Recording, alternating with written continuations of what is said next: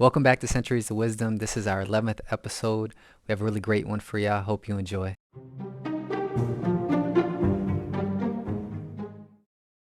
Here's a question for you. If you had your life to live over, at least that part of it you've lived, would you do the same as you've done, or would you live it differently? I don't mean the little things so much, but that is the big important thing. It's a big question, and according to a survey, a third of the women would do differently if they could live their lives over again, and better than half the men would have chosen some other line to follow. Now, at first glance, it appears that women are a lot smarter than men in making the major decisions that affect their lives, but that's not the whole story. Men have a much wider choice as to careers than women. You can say that women have exactly the same choice, but it doesn't work out that way. You don't find many women piloting commercial aircraft, or ships at sea, or playing center for the Chicago Bears, or second base for the Yankees. Most women consider their careers to be marriage, children, and a home, and it's a big enough career for anyone. Psychologists point out, for instance, that great numbers of young people every year give up their dreams for particular careers because love comes along. Now, in a way, this seems to be a victory for the woman in that she has achieved the career of her choice, while her husband has had to give up his. But the facts seem to point out that it's a Pyrrhic victory, and while the cost is deferred, it's nonetheless there and must one day be paid. Psychologists say that after the honeymoon's over and the young couple begin to stare life in the face, economics enters the picture. And this is one of the major reasons why more than half of the men surveyed indicated that they would have done differently if they could live their lives over again. They did not mean they would not have married their present wives necessarily, although I'm sure there were a sprinkling of these, but rather that they would have waited until they got on course before they married. Most of them in a few years wish they'd stuck to their original career decisions. They see then, although it seems they can at the time of their mistake, that they could have had the career of which they'd planned and dreamed, and the woman to whom they married. They could have had both, but they foolishly gave up one in favor of the other. They quit too soon. Economy is the great modifier of romance, and a girl is very wise who tells her young man to finish his preparation for his career before they marry. If their love is real and strong, it can stand the test of time. Time will only deepen it. If it's not the real thing, waiting will expose its flaws to the benefit of both of them. She will have a much better life, a contented husband, a better place in the community, and very probably more money to spend if she'll concentrate less on victory and more on a peaceful alliance. Occasionally, this picture is reversed, and then the man should be content to wait. A man needs a career outside of his home as well as a wife and children. Young women should remember this and get their starry-eyed young man back on the right track. I have an office in Fort Lauderdale, Florida, where I now do most of my writing. It's near a large, popular marina, and during the hour I take off for lunch, I enjoy walking about the marina in the sunshine and seeing what new boats have shown up. The other day, an interesting steel schooner of about 60 feet came in as I stood near the fuel dock. She had obviously been on a long voyage and was from out of the country, as her yellow quarantine pennant signified. I struck up a conversation with one of her 3 young crew members and learned they were British. They'd sailed the schooner from England, first visiting Scandinavia and the North Sea, then down the coast of Europe to the Canary Islands, and from there to the West Indies, where they'd spent 3 months island hopping, scuba diving, fishing, and just enjoying themselves. One is a dentist, one an engineer, and the third, who owns the schooner, is a university graduate who is simply looking for adventure. They're all still in their 20s, in great shape from their months at sea, and delightful and interesting young men. My wife and I have had them over for cocktails and dinner and introduced them to a few people in the area. Everyone to whom we've talked about them agrees with us that these young men are doing something more young people should do. They're devoting a year or two to travel and adventure and to getting their heads on straight before entering their careers. Most young people go from school directly into their careers, from one institution right into another, with no breathing and thinking time in between. Now our young English friends are working and saving enough money to continue their cruise. They hope eventually to work their way around the world, and the dentist and engineer are thinking seriously of settling in the United States when their odyssey has ended. Emerson wrote, "Nature magically suits a man to his fortunes, making these the fruit of his character." You have only to hold an apple in your hand to know that it came from an apple tree. It could not have come from any other kind of tree on earth, for we know the tree by its fruit, and you can tell a lot about a person by his fortunes, because, as Emerson said, they are the fruit of his character, and they are represented by his environment, what he has, what he is, what he does. But most people seem to believe not that their fortunes are only the reflection of what they are, but rather that they are the reflection of their fortune. And thus they often domesticate themselves to live in an environment and under conditions which they do not like or enjoy because they feel there's no escape. My daughter used to ride in horse shows until she discovered boys are more interesting than horses. And while this is in many cases debatable, it often brought to mind an interesting parallel. Between horse show events, I used to hold and walk her horse for her. He was a magnificent thoroughbred hunter, alive with nervous energy and tremendous power. With one hand, I kept his nearly 1,000 pounds under control as he slobbered down my sleeve, just as my little Phil did when took him over the jump. The thing was that he didn't know his power, nor that he could be free of either of us. He was controlled by our minds, certainly not by our strength, just as we control all the animals of the earth. And like the horse, millions, perhaps, are daily led through their paces by an environment of their own creation, never suspecting that they themselves have fashioned a halter in the lead by going along with it. That its strength lies solely in their thinking it controls them. And because they do not understand this, they are held as prisoners of themselves. Spinoza said, to understand something is to be delivered of it. So then it is not their circumstances which control them. It is their lack of understanding that their fortunes are the fruit of their character. Are you familiar with Buddha's Eightfold Path?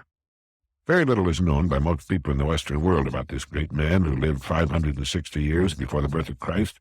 He taught for 45 years. Like so many great teachers, he wrote not a word, and more than 100 years followed his death before the first written records appeared. Let me see if I can give you his 8 steps for enlightenment, what we might call happiness. There are really 9 steps because one that he stressed that does not appear in the 8th is right association. To understand that good health is as contagious as disease, as are virtue and cheerfulness. So the preliminary step is to associate with those whom you want to be like. Then step number 1 is right knowledge. Anything here would be an oversimplification. Let's just say that right knowledge is an understanding that what is right is natural for us. To follow our natural inclinations and seek truth in everything we do or say. To understand that we can overcome our difficulties by following the right path and by having an ongoing program of continuing education. Step number 2 is right aspiration. To make up our minds as to what our hearts really want. To get on course toward it and stay on course. Step number 3 is right speech. To watch what we say in the understanding that it is an indication of what sort of person we are.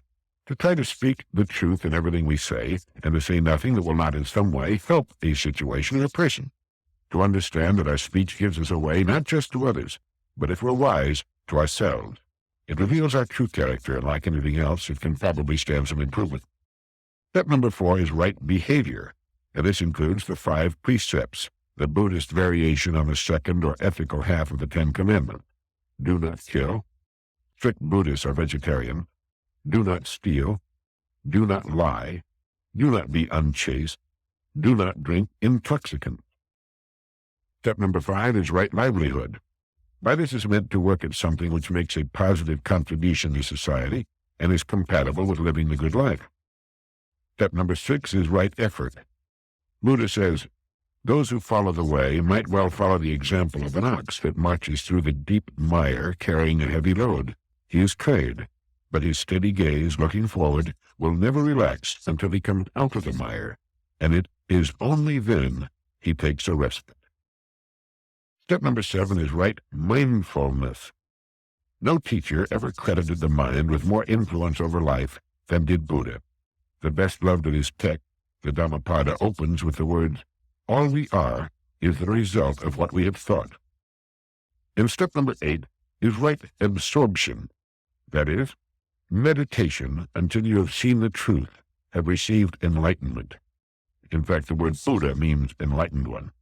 His actual name was Siddhartha Gautama. He was born the son of a king and was, according to the legends, a strikingly handsome man who could have been a great king in his own right. But he chose to redeem his world rather than rule it. The power of his teachings are evidenced by the fact that millions still live by them. I read in Manus about a paper by E.F. Schumacher entitled Modern Pressures of Environment, in which it is recommended that we free our imagination from existing systems I like that. We need to think in new direction. He writes, if still more education is to save us, it would have to be education of a somewhat different kind, an education that takes us into the depth of things and does not spend itself in an ever-extending battle with symptoms. The problem posed by environmental deterioration is not primarily a technical problem. If it were, it would not have arisen in its acutest form in the technologically most advanced societies. It does not stem from scientific or technical incompetence, or from insufficient scientific education, or from a lack of information, or from any shortage of trained manpower, or lack of money for research. It stems from the lifestyle of the modern world, which in turn arises from its most basic beliefs, its metaphysics, if you like, or its religion. The whole of human life, it may be said, is a dialogue between man and his environment, a sequence of questions and responses. We pose questions to the universe by what we do, and the universe, by its response, informs us of whether our actions fit into its laws or not. Small transgressions evoke limited or mild responses. Large transgressions evoke general, threatening, and possibly violent responses. The very universality of the environmental crisis indicates the universality of our transgressions. It is the philosophy, or metaphysics, of materialism which is being challenged. And the challenge comes not from a few saints and sages, but from the environment. Now, this is a new situation. At all times, in all societies, in all parts of the world, the saints and sages have warned against materialism and pleaded for a more realistic order of priorities. The languages have differed, the symbols have varied, but the essential message has always been the same. In modern terms, get your priorities right. In Christian terms, seek ye first the kingdom of God, and all these things, the material things which you also need, shall be added unto you. They shall be added, we've always been told, added here on earth where we need them, not simply in an afterlife beyond our imagination. Now, at issue here, Menace states, is whether or not nature, the universe, our environmental host, can speak in a language capable of being read in this way. Schumacher believes that it can. He says, today the same message reaches us from the universe itself. It speaks the language of pollution, exhaustion, breakdown, overpopulation, and also terrorism, genocide, drug addiction, and so forth. It is unlikely that the destructive forces which the materialist philosophy has unleashed can be brought under control simply by mobilizing more resources of wealth, education, and research to fight pollution, to preserve wildlife, to discover new sources of energy, and to arrive at more effective agreements on peaceful coexistence. I'm not real certain that he's correct about that. But he goes on to say that everything points to the fact that what is most needed today is a revision of the ends which all our efforts are meant to serve, and I'll certainly go along with that. And this implies that above all else, we need the development of a lifestyle which accords to material things their proper, legitimate place, which is secondary and not primary. The so-called logic of production is neither the logic of life nor that of society. It is a small and subservient part of both. Its destructive effects cannot be brought under control so that the destructive forces cease to be unleashed. The chance of mitigating the rate of resource depletion or of bringing harmony into the relationship between man and his environment is non-existent as long as there is no idea anywhere of a lifestyle which treats enough as good and more than enough as being of evil. And here lies the real challenge, and no amount of technical ingenuity can evade it. The environment, in its own language, is telling us that we are moving along the wrong path, and acceleration in the wrong direction will not put us right. When people call for moral choices in accordance with new values, this means nothing unless it means the overcoming of the materialistic lifestyle of the modern world and the reinstatement of some authentic moral teaching.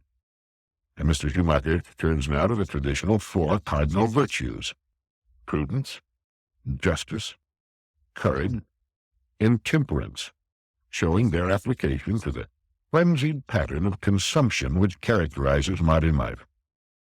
The fact is, as Menace points out, that habits of excess and waste have become reflexes in our daily life. Schumacher, in effect, is saying that we must learn thrift, conservation, reverence for the world, love for the earth, and another sort of respect for ourselves, not because supplies are running out all over, which they are, but because it is right to learn these things. And he's saying that we won't be able to do it without a philosophy that gives us reason, for there are, after all, reasons which correspond to the instructions of the heart. The reasons arising from a sense of wholeness and synthesis are better than the reasons produced by analysis. In talking about the language of the environment, let me read something I wrote the other day in Mallorca, Spain. As I watched the sunset last night, I saw something that saddened and frightened me. The day had been perfectly clear, and at 7:15, as the sun sank toward a great rocky promontory, there was not a cloud in the sky, but the sky was an ugly, murky brown. The horizon was invisible. It was obscured by a thick, opaque layer of pollution, of man-made filth. There was not a seabird in the sky, nor had there been all day. The Mediterranean is a foul, nearly dead body of water, it appears. The only birds I've heard since landing in Spain, I wrote, were in cages at the Madrid airport, and it's the same in Naples, Genoa, Nice, Cannes, Barcelona. Man is in a dialogue with nature, and as Huxley once said in comparing life to a game of chess, those who play the game well are paid with the overflowing generosity with which the strong delight in strength. But those who play ill are checkmated, without haste, but without remorse. Mankind is being checkmated, inexorably. His science and technology have not conquered nor tamed nature as he once thought. He has only been industriously digging his own grave. The planet can only respond to man through its reactions to his actions, and it is saying, I'm dying. You are killing me. And when man finally succeeds in killing his generous and long-suffering host, he will discover that he has succeeded in killing himself.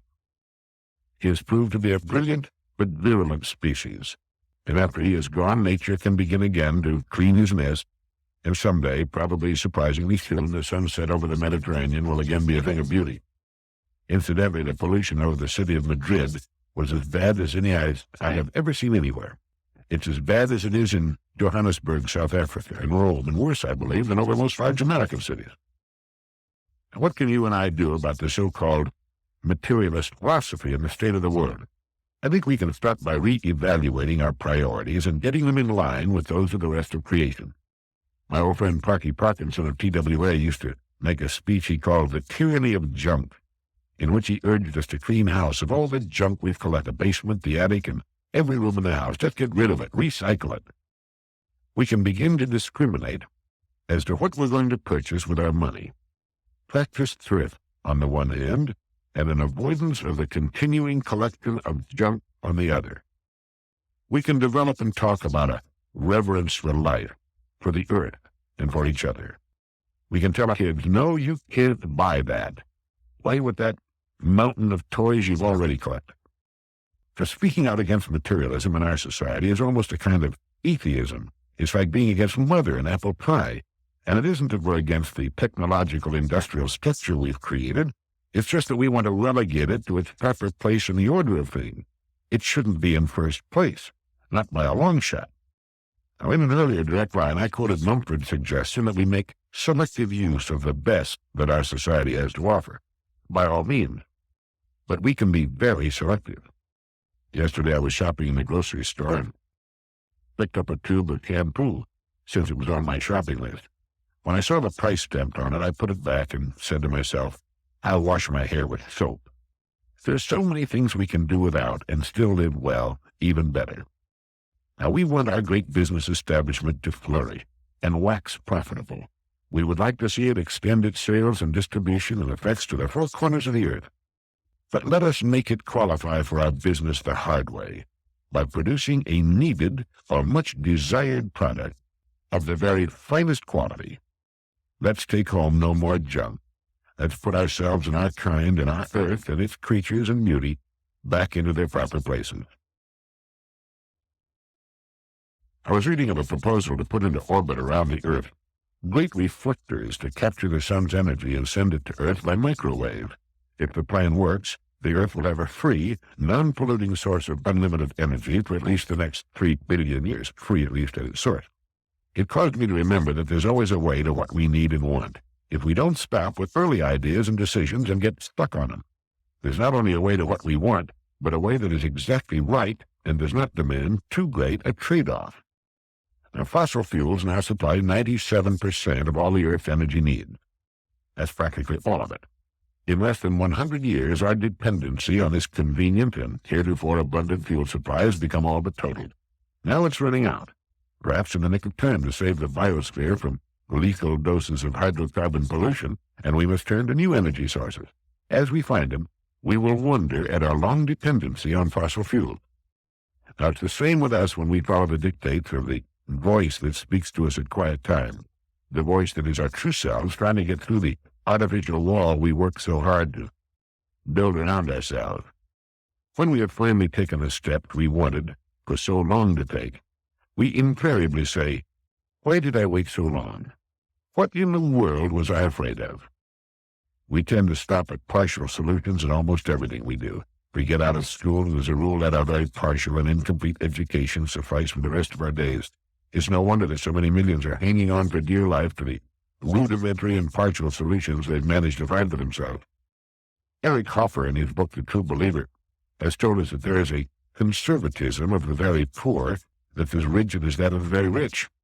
They fear any change in the belief that no matter how bad their present situation may be, any change at all might be a change for the worse.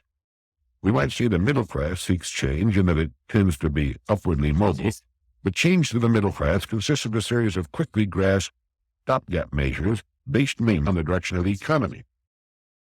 When I read of Edward G. Robinson's death, I learned for the first time that his lifelong motto had been to reach beyond his present grasp. I don't recall the exact words. I could have written them down at the time. It wasn't that he was advocating living beyond our means. It was more a matter of recognizing just what the true extent of our real means are and challenging ourselves to reach more closely toward them. And each of us has a voice bidding him to follow the way that is right for him. That voice is what the ancient Greeks called our soul, the real person lurking behind the facade we present to the world. I think that's why meditation is such a good and constructive practice. When we sit and quietly meditate, clear our minds of all cares, we let that quiet voice come through. Not at first, perhaps. With a little practice, it'll come. Very few people in the Western world meditate, and they often cut themselves off from their true selves by not following this ancient and enlightening practice. Perhaps it's in our childhood that we learn to settle for less than we can really achieve. How does that line go? Men are made into slaves not by heredity, but by the habits bred into them in their youth. We learn as youngsters that it's all right to settle for a passing grade. "It's good enough" becomes our slogan. And then we find ourselves applying "it's good enough" to more important things like a job, income, home, neighborhood. Do you like your work? Oh, it's good enough. It's okay. The Earth would not be relying for 97% of its power needs on fossil fuel, the happy accidental residue of prehistoric time. And we will see the move over the next 50 years to new, cleaner, more efficient, more effective, cheaper, and longer-lasting sources of energy. Deuterium from seawater, the harnessing of hydrogen and solar energy. The use of fossil fuel will become a fossil of history, a brief step up from the horse to the automobile and the jet airplane. But for a while, we thought we'd found the answer to man's power needs forever. During the lives of most of us, we'll see the thick, ugly pall of pollution removed forever from the skies, and the return of clear sunlight, clean rain and snow, and fresh, breathable air. But how many of us have stopped too soon, too, in our own mind? Thank you.